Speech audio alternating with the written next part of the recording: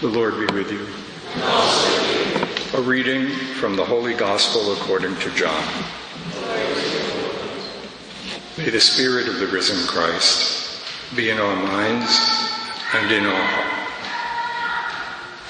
hearts, that the wisdom of the gospel may penetrate the depths of our life. Jesus said to his disciples, "As the Father loves me, so I also love you. Remain in my love.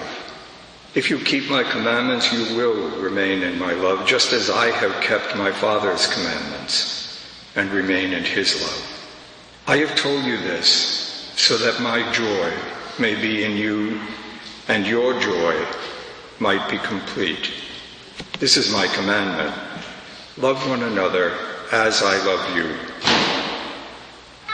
No one has greater love than this, to lay down one's life for one's friends. You are my friends if you do what I command you. I no longer call you slaves, because a slave does not know what his master is doing. I have called you friends, because I have told you everything I have heard from my Father. It was not you who chose me, but I chose you and appointed you to go and bear fruit that will remain, so that whatever you ask the Father in my name, he may give you. This I command you, love one another." The Gospel of the Lord.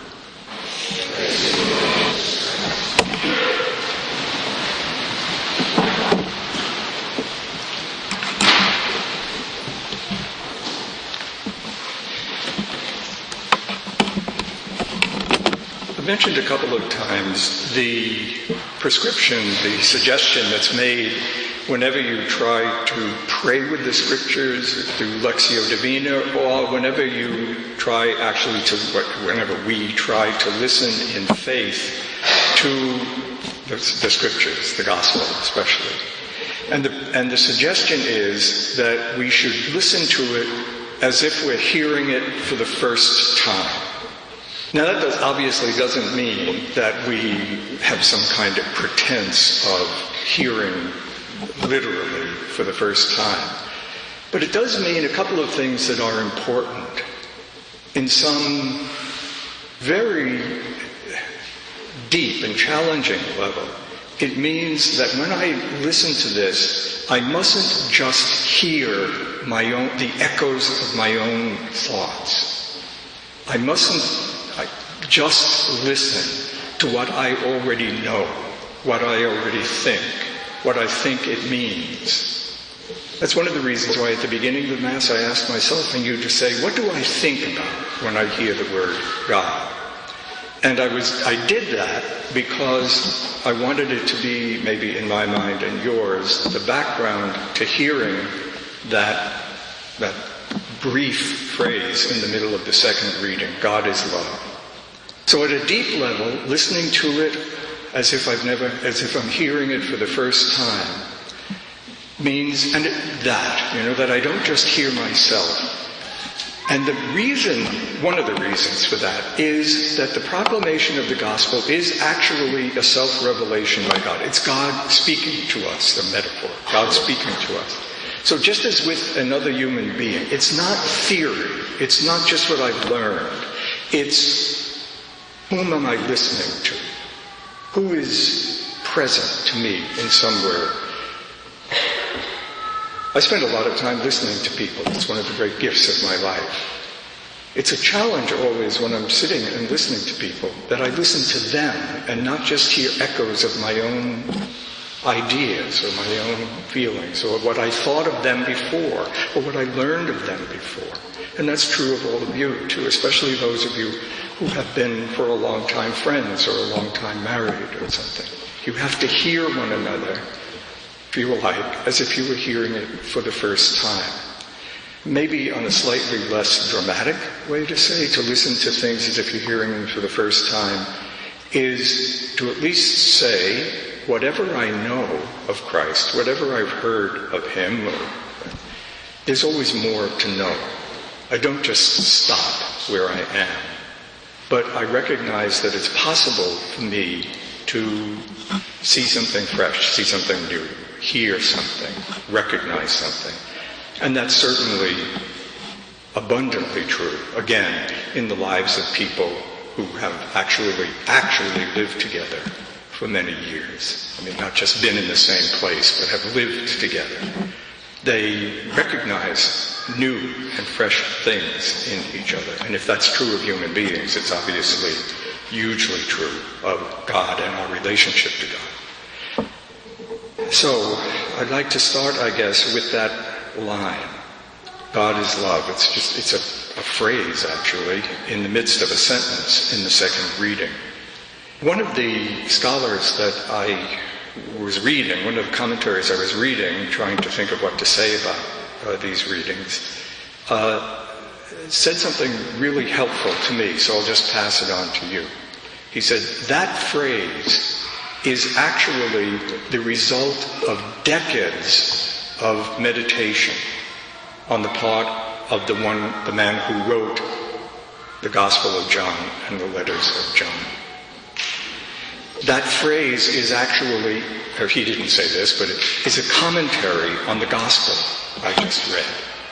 And the thing that he said that made it so interesting to me and made me hear something for the first time, he said, if you read John's Gospel, from the very beginning, it's about Jesus. And at the very end, he says, I have written all these things, we have written these down, so that you may believe that he is the Son of God, this Jesus, and that in believing that, you may have a kind of life, a special kind of life. But the guy said, it's actually, the gospel is not about Jesus.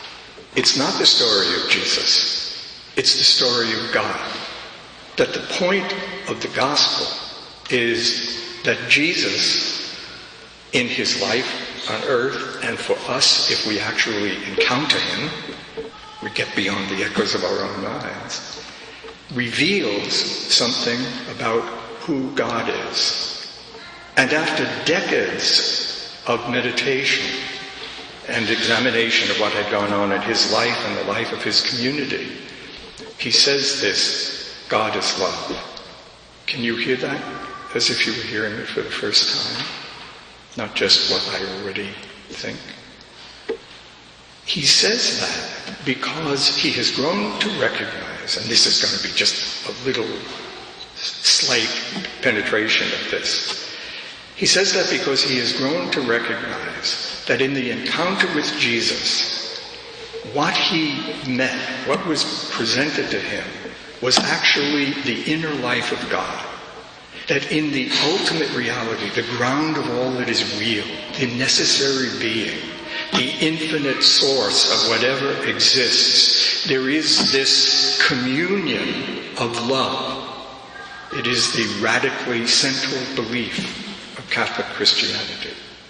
That God is, in God's own reality, this complete exchange of gifts, an infinite loving giving of what is at the deepest reality, the acceptance of that and the return of it. The man, Jesus, is the human, as they came to realize, is the human embodiment of one, if you want to put it, dimension of this infinite mystery of communion. This profound, at the core of all that is deeply real, there is this communion of gift and exchange of gift. Jesus revealed in his life, and reveals in our ability to encounter him in each other, in the sacraments, in the mystery of our own prayer, if you would. He reveals that his coming was, as the phrase is, sent by the Father. That is to say, it's an expression in human time of this gift of the Father. God so loved the world that he sent his Son. The sending of the Son is the revelation of who God is, of what God is. God is love, this infinite communion. And he sent his Son, that is to say, he expressed himself in the world as he expresses himself in the beauty of the world and the power of the world and the history of the world. He expresses himself, his deepest inner reality, so that he can create in us the ability to enter that communion. God so loved the world that he sent his Son so that we may love the Father with the same love. Love as I have loved you. There's another, so that's one part. There's another expression in the second reading that I just like to think about for a minute. Whoever is without love does not know God. That's the expression that comes just before, for God is love. Does not know God in the sense that I do not, if I'm without love, I don't have a personal grasp of this. I don't know him for myself. I may know about him. I may know what other people know. I may think about him, but I may hear him even in some ways, but I won't hear him. If I am without love, I'm not in touch with God. Now usually, I think most of the time I've listened to that, what I've heard is, Smith, you better start loving people so that you can know God. But yesterday I had an experience which made me hear this in a completely different way. And that is, to be without love may not be your doing. You may be, how do I want to say this? You may be the victim of the lack of love. You may be without love in your life and therefore not know God personally because you have not been loved in some way. I'm sure that's part of what this means. What happened yesterday that made me see that so strongly, so movingly, was a memorial service that I had the privilege to preside at over in Annabelle Taylor Hall of a graduate student who committed suicide some time ago. And I want to talk about this with great discretion, but because it was everything I'm saying was said publicly there, so I'm not revealing. I did not know him at all. He was apparently a uniquely gifted young man who actually completed his high school training at 11, at the age of 11. Came to Cornell when he was 14. Was a brilliant physicist, an incredibly widely gifted young man. During we started the memorial service as we usually do. It's kind of formal stuff, a prayer, a reading thing, some people said, and then his brother got up and said, this is all meaningless. My brother was an atheist, I'm an atheist. We knew, they had said that his brother was, although he was raised in a Christian religion, he was a convinced atheist. He had an interesting line in his autobiography. He was a convinced atheist, but he had found nothing to take the place of religion. He was an interesting, ironic man. Anyway, the brother got up and said, I know why we come here. Everybody comes here to be comforted and things, and that's all right. But I don't find any comfort. The more you talk about how wonderful my brother was, the more I realize what I've lost. And let me say this. You can have all of the brilliance and all of the accomplishments of these things. But if you have not been taught to love yourself, some way by being loved, really, the rest is not worth it. Whoever is without love does not know God. It's also true we can be without love by our own choice, and are.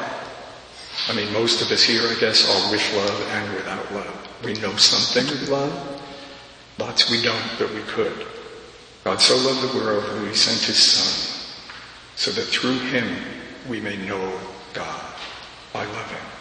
So the next thing I just want to talk about quickly is that business of loving. I was thinking about this. If we were listening to this in Greek, we've mentioned this before, it would be maybe less confusing than it is in our language because there are 3 different words that Greek uses for love. And in this passage, the writer of John uses only one of them. There's eros, the love of desire, philia, the love of friendship, and agape, the love of self-gift. He uses only agape. So when we hear about God as love, every wedding, you hear somebody reads this, and what are we thinking? Probably all of them. In English, you hear love, you think of all of them. Well, maybe less the last one than the first two. But they're all forms of communion, aren't they? They're all reflections of this inner, deep reality of God that is infinite communion. Is there infinite desire in God? That's maybe a good thing to think about. So in each, even in any form of desire, love or desire, I suppose, even the most self-regarding, there is some kind, except this, the other is used just as an object to fulfill me. There is some kind of longing for communion. And often, in unrequited love, there is the most profound and touching human experience of the longing for communion.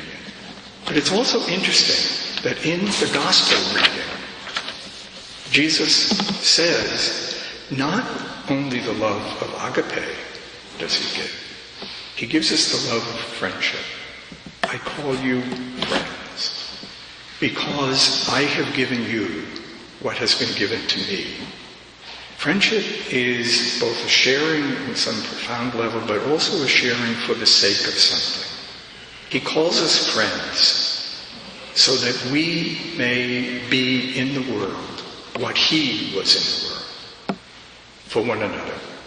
I send you as the Father sent me. That is to say, in you there is something, some capacity that reveals my presence in you, just as in me there is revealed this inner presence of the Father. You're not slaves. Slaves are sort of things, right? He's not saying you used to be my slave. He probably means you used to be a slave of sin, a slave of isolation, a slave of unloving. I've made you friends because I've given you everything that I have, so that we together can do the work for which I was sent. Whoever is without love does not know God, for God is love.